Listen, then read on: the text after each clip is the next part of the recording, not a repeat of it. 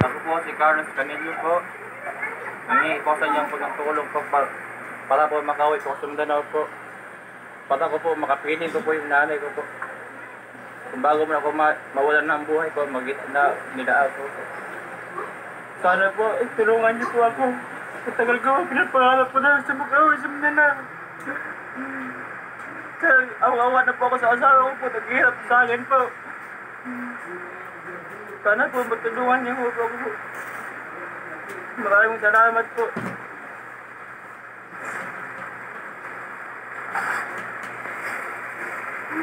Ayan, kuya, laban lang tayo sa pagsubok sa buhay. Kuya, ika nga, habang may buhay, may pag-asa tayo, kuya, no? Unang-una sa lahat, manalangin, kuya. Huwag mong kalilimutan. Ito'y isang pagsubok sa atin. Inibigay ito ng Panginoon na pagsubok sa atin para maging lalo tayo isang matatag. Laban lang, kuya. Huwag kang bibitaw. Always pray tayo. Sa umaga, pagkagising, magpapasalamat ka at nagising tayo ng maayos, nakatulog tayo ng mahimbing sa magdamag. At sa gabi, bago matulog, magpapasalamat kung ano ang na-receive natin sa maghapon. Yun ang huwag natin kalilimutan. Kumbaga, nagkaroon man tayo ng mga pagsubok ng ganito, hindi ibibigay ni Lord kung hindi natin kaya. Kaya natin tulog sa mga problemang ganito.